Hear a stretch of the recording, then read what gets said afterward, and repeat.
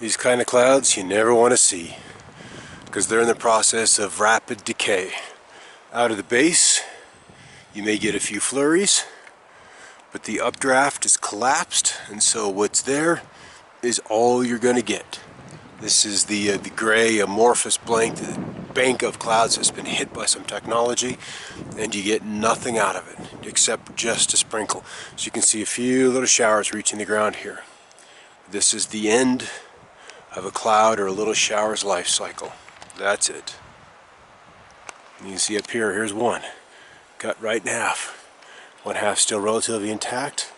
The other half is virtually gone. This is what they do, and this is how closely they can be targeted. It's unreal. Nice out here. I was just looking at this cloud shape. Oh yeah, it's funky. See how it's flat on this end? Yeah, what's little up with scoop, that? little scoop on this side. It's What's just up with that? I don't know. There's just some wave action going on there that's just not right. Right? Yeah, it's just kind of funky. That is funky, and then it's straight flat on the top. Yeah, I mean totally.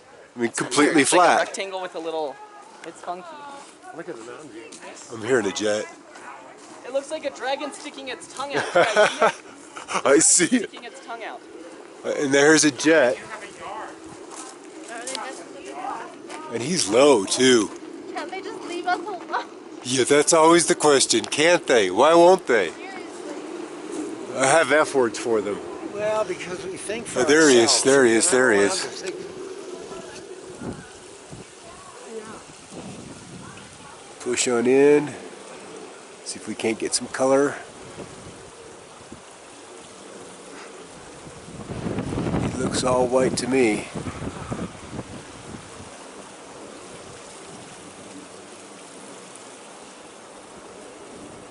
Huh. Yeah, he's low. So just working the storm. Oh, this wind is crazy. Scott, you don't have any of the photos from last night from I have them all. the orbs.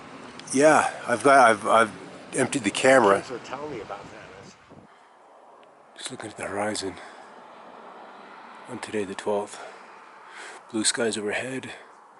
Just scanning the horizon. Look at all the planes. All the cirrus clouds that are there as a result of previous flights. And then there's this huge swish. And you'll see thunderstorms taking this exact shape. As you have one layer of the atmosphere right here, pushing in and cutting an updraft in two. Look at that flat top here. Beautiful.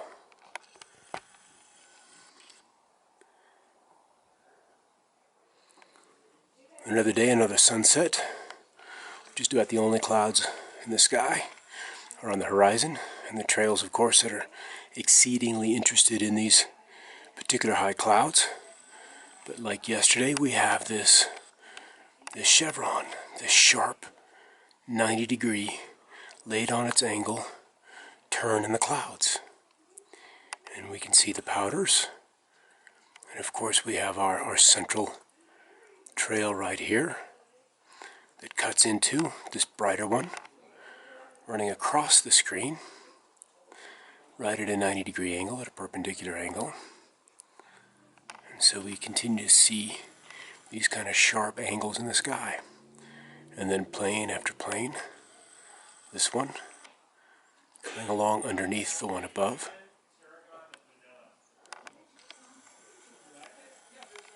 Look at them all. Look at them all. Busy, busy, busy, busy day.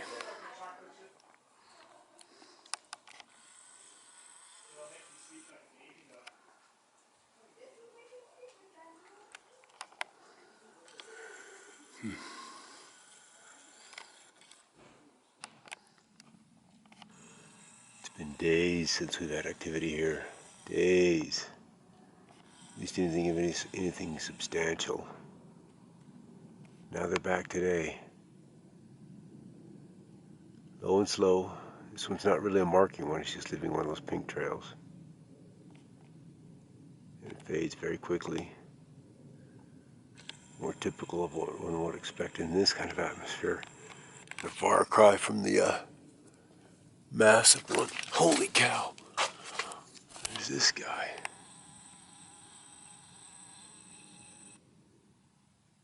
Damn. I'd like to know whose color that is. That's low. I barely even heard him. Something's up. Something's up. Wow, I wouldn't have heard him inside. Usually those guys I can hear. Here's a really low one. Really low.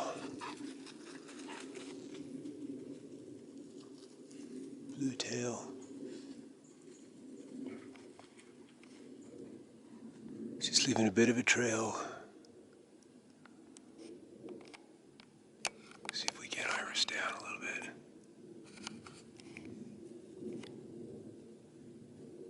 Continental. United.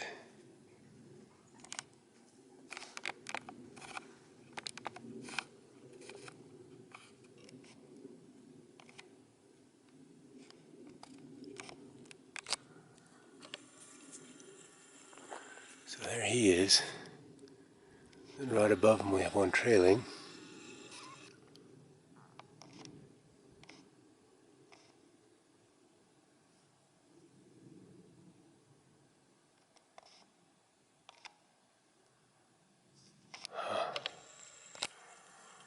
So we had lots of planes. Yesterday was kind of a high traffic day, but I was just too busy to do a whole lot of dedicated photography. Just didn't happen. So I'm just seeing little bits of trail coming out of this guy now. Just little bits.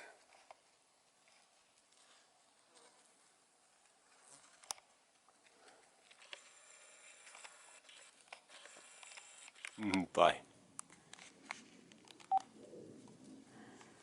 Alright, we got a shield of clouds coming in. I gotta get my glasses off my face so I can see the screen. Little plane, short trail. And you can see that he's just coming on the edge of all this turbulence. All of this turbulence that's out there. That these are the planes they're very interested in. They're very interested in these spots. Look at this. What kind of plane? I'm hearing one overhead. I haven't quite spotted it with the naked eye yet. Alright, let's back out. So this is an incredible shield of clouds. It is very extensive. And gratefully it's coming here just at sunset, so we've been able to get all our sun for the day. Get us warm, get the house warm. I'm looking for oh, there's the plane up here. Be able to see a little speck. Maybe, maybe not. There it is. So what's happened is these planes approach this cloud shield, then the trail goes on. Yeah, I'm zoomed in all the way. What used to be a 717 or a DC-8, DC-9, DC-95, a whole bunch of variants of this kind of aircraft have been made. You know, all this debate about what their capacity is, ability to leave these powders. But the thing is, these planes don't leave the trail on as soon as they leave the airport or wherever they're flying from. You know, they're airborne and they only deliver their cargo where they need to. See, he's here and he's interested in this nexus where all these other planes have hit. I'm going to hit pause and then come back to it. See, with these three planes, these three trails, boom, boom, boom. You know, this is a very short one. This one never did leave. This is the one we saw come overhead here. He never did leave a marking trail, but nevertheless, it is a trail of some composition, measuring some datum that would be of interest to these guys. And that plane still hasn't dropped a trail. I could see it. I can't see it anymore. I'm going to stop and get some stills. A bit of a crescent moon, just, 2 days after the eclipse over Australia. And we've got high clouds, a lot of chemtrail clouds coming on in. As they've been hammering California and Arizona, Utah, in from the west. There's a pretty impressive storm coming in. But nonetheless, it's been subjected to some pretty serious engineering, as they all are. You can see that one trail right in the middle there. We're just past sunset. Had a lot of low-flying large aircraft, low-flying 767s, 747s over the last couple of days. I just haven't had a lot to look at. And I've been busy with some other things. So I haven't been posting as often. But there's our moon. It's going to climb higher and higher. Kind of excited about this comet Ison that's headed into the inner solar system here. It's in the constellation Cancer right now. You would have to have a fairly healthy amateur-sized telescope to catch a glimpse at it. I mean, probably 16 inches or larger, and there are very few of those out there. So it'll be a little while before we see it. But its periodicity is nearly 1 million years, which in my books means this may be its first time here. But in any case, it'll be a prominent, exciting celestial object through next year as excitement builds for it. And it'll be in the northern sky. That'll be cool. All right, I'm gonna shut her down now. It's looking good out there, though. It's nice to get all the sunshine we did today. All these clouds are a little. Let me see if we can iris this up just a touch. Bring exposure bias up. This just really not helping that much. Lots of planes overhead today. I did a little shooting, but not lots. There's geometry out there. These squares. Squares. Lots of squares. There's all this chatter. Oh, are enough planes. They don't have enough capacity to carry all that weight. Well, they're not always spraying. They only hit their targets, like this one. You can see how there's only this stretch, and it only went through this cloud, through that area. That's all. It didn't need to run the whole length of the state. Some do, but those are the exception rather than the rule. There's another one coming through, and he probably won't lay his trail down over the full length of the sky, but just a portion of it. You only use what you need. I suppose the question then becomes is, why do you need it? Why do you need this? What are they looking for? Because what interests me is not the trails. It's not the trails. It's what the trails are revealing, what the trails are making visible, what the trails are allowing them to see that they wouldn't be able to see otherwise. That's the purpose of the trails. So I may not be calling them chemtrails much longer. They're just trails. We'll drop the chem, we'll drop the con, so it doesn't become a point of discussion. They're just trails. They're surveillance trails. We don't have to call them chemtrails anymore. They're surveillance trails. Whether you want them to be surveying for UFOs, for weather anomalies, for energetic curiosities. See, we've got one cloud here, with a little spike off the back, right there. Another one there. It's kind of like a peak in the middle, a shark's tail. Another one here of a whole different shape. All these shapes on the horizon. Sunset's my favorite time, and then we have this void here, also in the form of kind of a cube.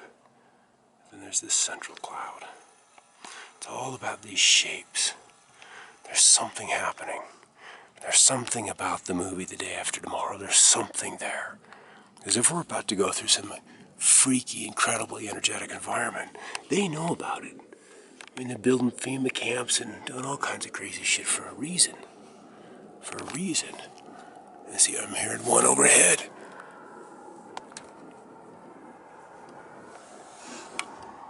But you'll not be able to see it. I'm not getting much gain out of this because it's getting pretty dark.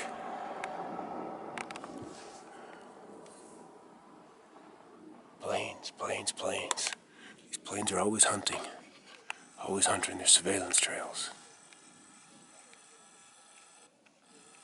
There's our moon. But something's coming, guys. Something they haven't told us. Something's coming. Friday morning, 16 November. What was a contrail out of the western, one of the western windows I looked at about 30 minutes ago has now just become this cloud. This is the risk of all of these trails in the sky as you get clouds. There's another one off here that is quite a bit lower that hasn't yet become the cirrus. And now I'm seeing this will be the second one of these C-130s flying overhead. So I'm wondering if out of Peterson Air Force Base they're not doing some training today.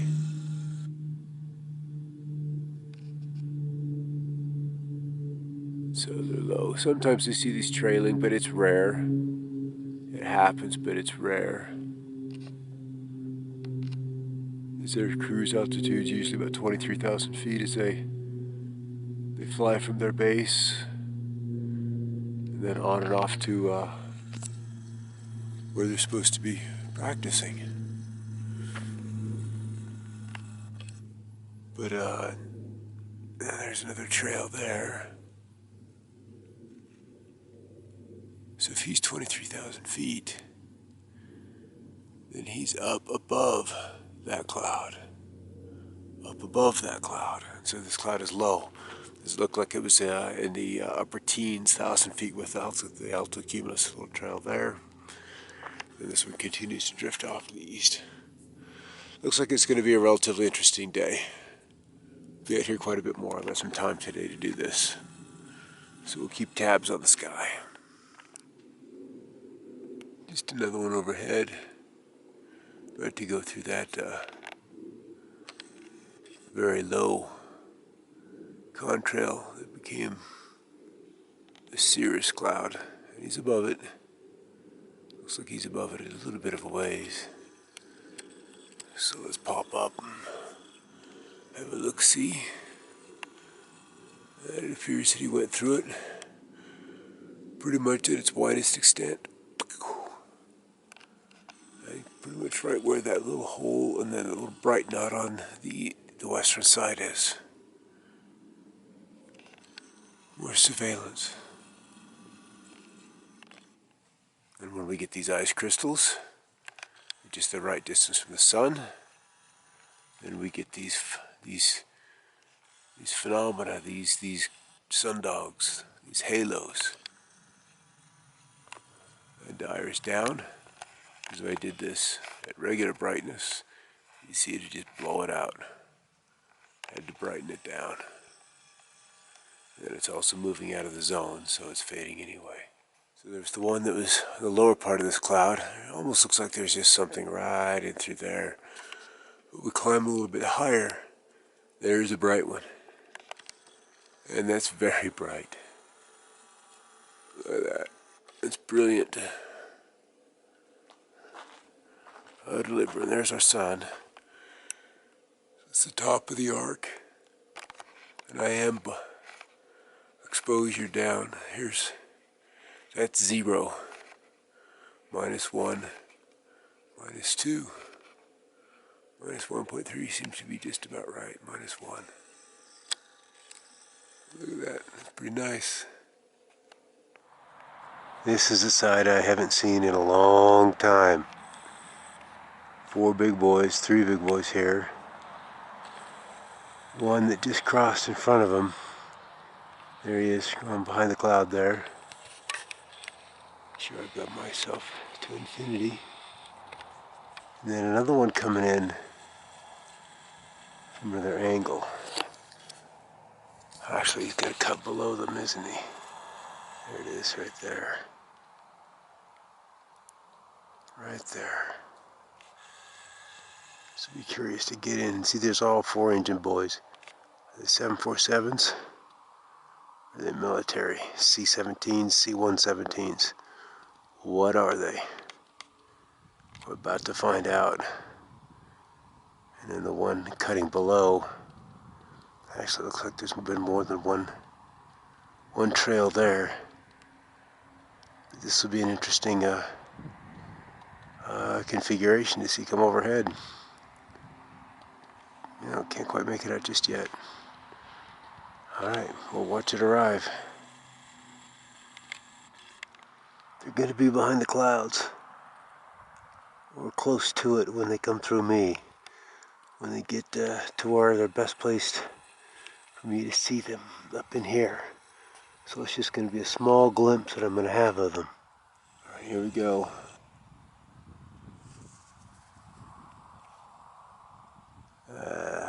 That's military.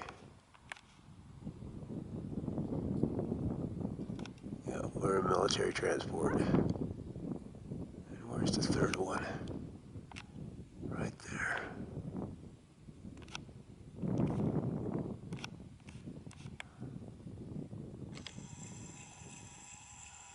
There's the three of them.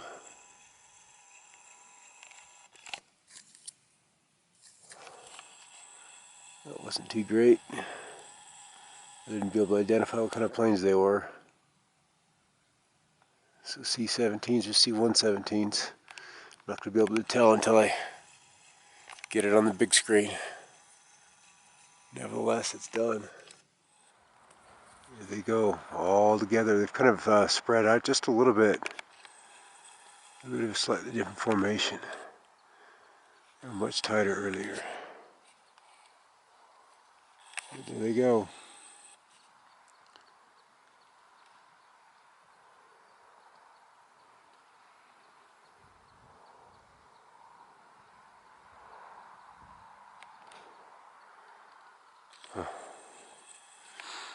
Something big is coming, guys. Something's coming. Moving all kinds of assets all over. Something's coming. Some interesting waves, just kind of out over the valley floor. You can see them cresting. Something's pulsing the atmosphere along. Something invisible. And these clouds can't help but condense and then roll over the wave and dissipate on the downward side or the right side of the wave crest. They're shallow, and there's multiple tracks. Chemtrails are often aligned, either across the waves or perpendicular to them. Usually takes both to get us started right. Waves out of the valley and lenticulars over the mountains. These in particular just with a very sharp top. Very, very, very sharp, very smooth. They're not always like that. And this morning, they were more like a crosshatch, with waves at 90 degrees running across each other. And then as it filled in, it kind of faded away to nothing, and then came back and faded away, and then became this solid deck of clouds. And now this other deck is advancing across and towards it. And then over the valley, that's where we're seeing the waves that I was just pointing out in here. And of course we have the chemtrails, not quite as many, and earlier there was the transport aircraft, the 17s or C-117s. And here we can see some of the waves inside the clouds. Look at that, pretty shallow in depth. And in time lapse, you'll see them running through the clouds. And you can run these across the flow of the jet stream, and you can skew its movement. You can push it so instead of moving, say, due east-west, it can go east-northeast by south-southwest. And so you add a little spin, you add a little directional change to it with the introduction of these waves. And it really helps to have the aircraft up there so you can get your alignments of those weather altering, those jet stream steering waves just right. So the trails are key in that. I'm hearing a jet overhead. One coming up through there. from one overhead. Oh, we love our Southwest Plains, don't we? I don't know if I'm going to be able to tease it out through this deck of clouds. With these two planes. This one here and the one overhead are going to pass pretty much right on the same path. And now we've got this whole shield of smooth clouds forming. And of course, when you look towards the sun, it's incredibly iridescent, as you can see, incredibly iridescent, but laden with ripples, not all coming the same direction. So they're not from a single source or single frequency, but quite the display. I'll stop down about one full stop, bring it back up, leave it just a little bit underexposed, so we can at least still see some of the details in the clouds. But what's interesting is that the sun is very bright despite being mid-November. And we've got all these basically straight line ripples coming through here. And if you're watching a 720p, you're going to get this best. If you're at 240 or 360, it just doesn't do it justice. It just doesn't do it justice. So we've got those ripples in place. We've got some of the cross ones arcing in this direction. We've got another source of them here, and then they're coming out this way. And so all of these planes that are flying overhead, large and small, all are on some frequency, are all on some direction, and will play some role in how these clouds interact, how the differing wave patterns interact, and in doing so you can sculpt the formation of clouds. And it apparently is surprisingly easy. And this is probably knowledge and information that they came across in the 40s and 50s, and the contrail experimentation and how to make disguising contrails to reveal frequencies and other information was begun in the 40s. And so the more and more we look, and an interesting site is to deal with the debunkers and all of their research into the history of contrails and persistent contrails. And this stuff goes back to the 50s. Goes back to the 50s when we had this massive technology transfer from Eisenhower's era and the ETs and their knowledge about our biosphere and the future of this planet. And that for some reason, this needed to happen. This game needed to happen. But if you're still under the illusion that chemtrails, contrails, trails are a rather recent addition to our skies, don't be. This stuff goes back every bit of 50 years and possibly as far back as 60 years. This is old shit. This is old stuff. Long before I was born in the mid-60s, this has been going on. So we're just now kind of cluing into it, which kind of lets the weather makers, the powers that be rather arrogant that they've been able to pull this off on people for so long, for literally generations. These clouds are crazy. Oh, these patterns in here. This is all fine scale, very fine. This rippling is all new. We've just had a couple of planes show up overhead, and boom, the clouds change. Clouds change. All kinds of weird stuff. And see this cross rippling. It's getting more pronounced. But still, there's this curl. Straight line and then sharp bends.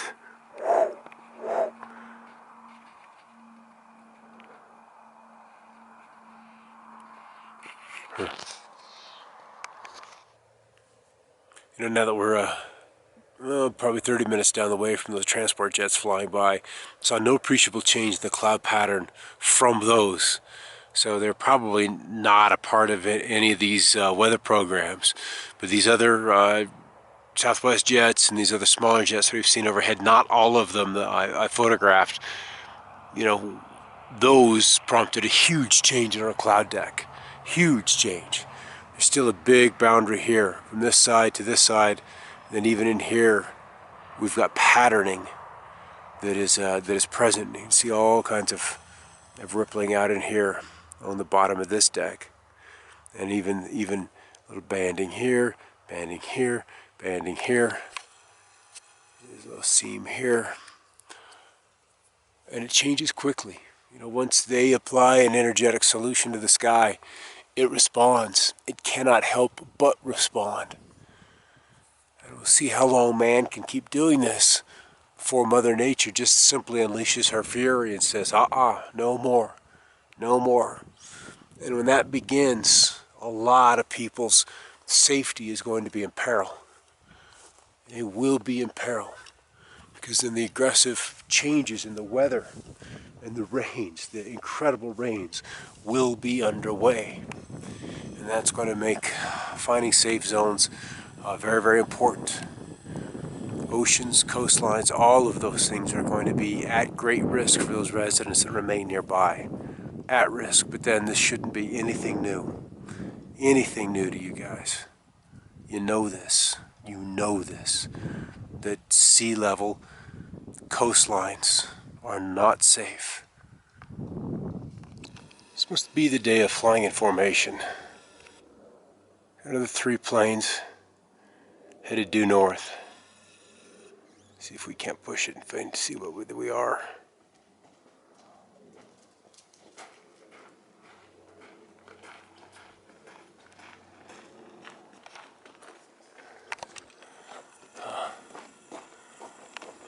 Three more planes.